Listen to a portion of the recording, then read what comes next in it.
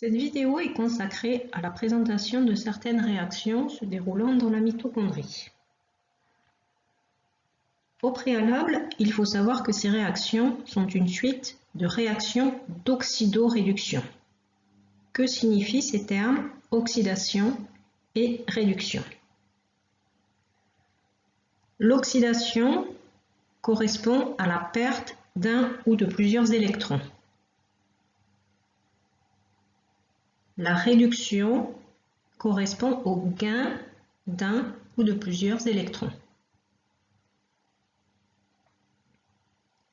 Sur les schémas que nous ferons ici pour la mitochondrie, mais aussi sur ceux que l'on verra plus tard au niveau du chloroplaste, au niveau de colis ou encore des cyanobactéries, à chaque fois que nous aurons affaire à des réactions d'oxydoréduction, on choisira de représenter l'oxydation par des flèches bleues et la réduction par des flèches rouges. J'ai choisi de prendre ces couleurs et de les suivre tout au long de l'année pour pouvoir avoir un repère. Mais attention, ces couleurs ne sont absolument pas conventionnelles. Vous ne les trouverez pas ainsi dans les livres. Ici, nous allons expliquer l'ensemble des réactions représentées sur ce schéma à droite et nous allons les présenter de façon chronologique jusqu'à la synthèse d'ATP.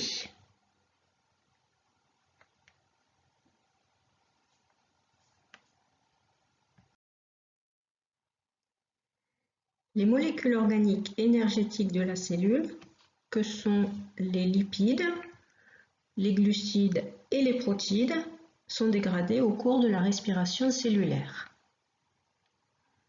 La respiration cellulaire débute dans le hyaloplasme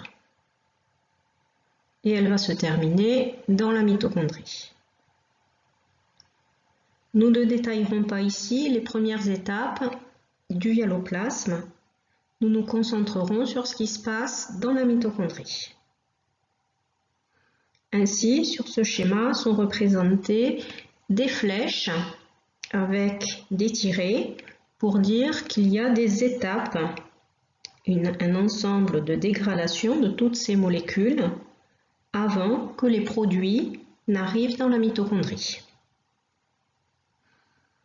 Dans le cas des lipides, la dégradation met en jeu un processus appelé bêta-oxydation que nous détaillerons ultérieurement au cours de l'année. Dans tous les cas, les produits de dégradation vont dans la mitochondrie et vont finir par subir le cycle de Krebs. Le cycle de Krebs correspond globalement à l'oxydation de tous ces produits. C'est-à-dire que ces molécules vont perdre des électrons et cette dégradation s'accompagne d'une décarboxylation, c'est-à-dire d'un départ de CO2, d'un départ de dioxyde de carbone. Les électrons perdus par les molécules qui sont oxydées vont être pris en charge par diverses autres molécules qui ont un rôle commun de transporteur d'électrons.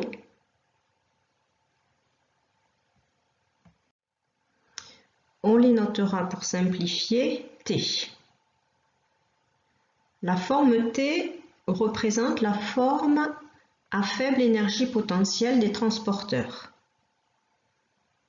C'est la forme également appelée transporteur à l'état oxydé. On écrit aussi des fois TOX, OX. Ces transporteurs T prennent en charge des électrons. Ils subissent donc une réduction, représentée ici par la flèche rouge. Ils gagnent des électrons et passe alors à la forme réduite ou T raide, T avec l'indice RED, raide, encore symbolisé par TH2, qui est la forme à haut pouvoir énergétique. Le cycle de Krebs correspond donc à globalement une oxydation,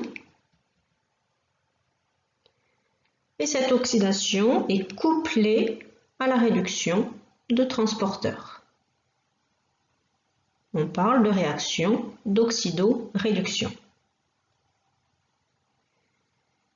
Les transporteurs réduits, T-RED ou TH2, vont subir un recyclage en se réoxydant. Flèche ici bleue.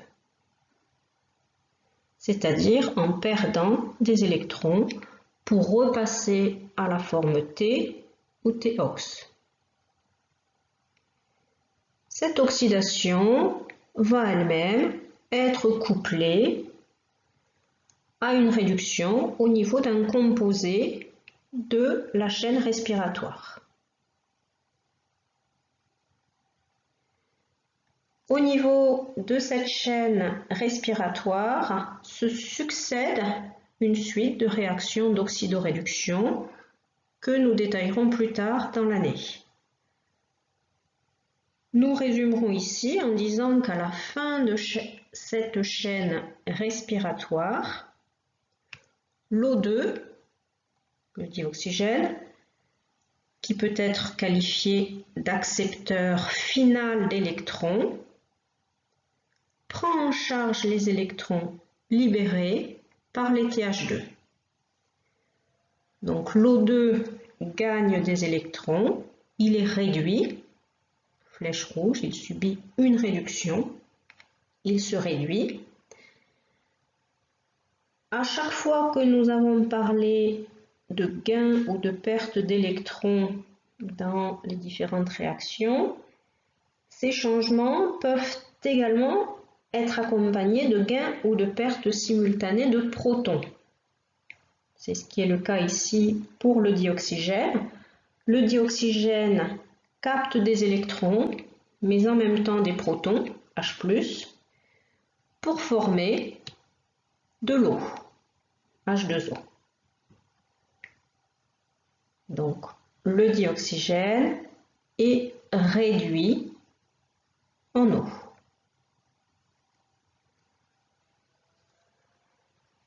Lors des réactions d'oxydoréduction de la chaîne respiratoire, des flux de protons se réalisent de la matrice mitochondriale vers l'espace intermembranaire. Ceci génère un gradient important de protons de part et d'autre de la membrane interne de la mitochondrie. C'est ce que l'on appelle un gradient électrochimique. Donc on a un gradient électrochimique important de protons. Un gradient électrochimique est un gradient d'une part électrique, ici en l'occurrence une accumulation de charge positive importante dans l'espace intermembranaire par rapport à la matrice. On a donc un gradient avec des charges positives dans l'espace intermembranaire et plutôt une zone négative dans la matrice. Ce gradient électrique a tendance à repousser les charges positives de l'espace intermembranaire, donc les charges positives des cations, pour qu'ils sortent de l'espace intermembranaire. Les protons, par exemple, auront tendance à sortir de l'espace intermembranaire pour aller vers la matrice. Donc ça, c'est gradient électrique, l'effet en l'occurrence des charges positives. Mais à ce gradient électrique se surajoute un gradient chimique, en l'occurrence un gradient de concentration. On a ici une forte concentration de protons dans l'espace intermembranaire et une faible concentration de protons dans la matrice. Donc l'effet de ces concentrations, là aussi, renforce l'effet précédent. Les protons vont avoir tendance à sortir du fait des différences de concentration de l'espace intermembranaire pour passer dans la matrice.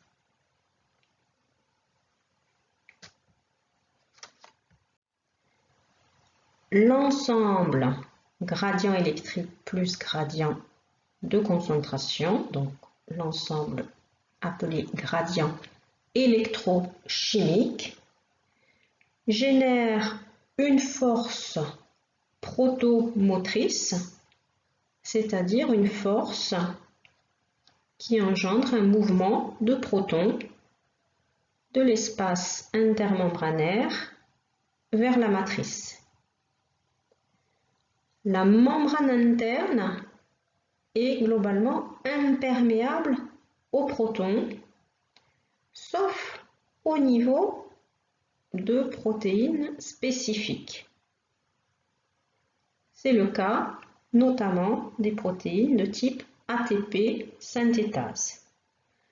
Donc les protons sortent au niveau de l'ATP synthétase.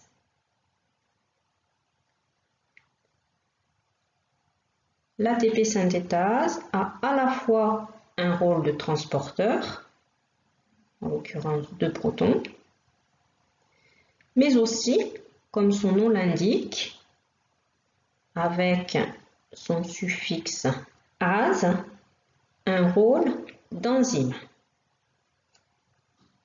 Elle catalyse la réaction de synthèse d'ATP.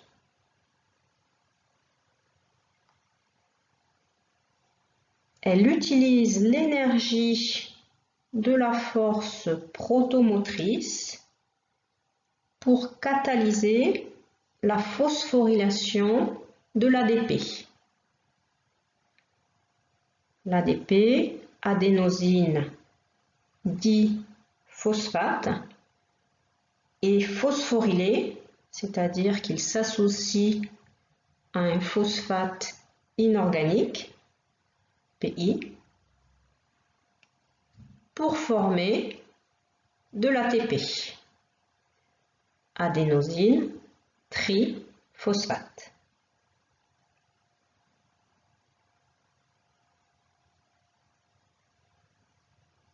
L'ATP synthétase réalise ici un couplage énergétique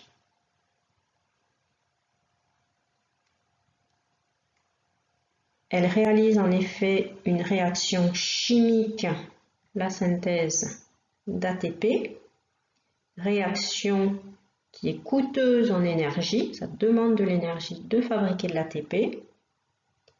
Cette énergie qui est nécessaire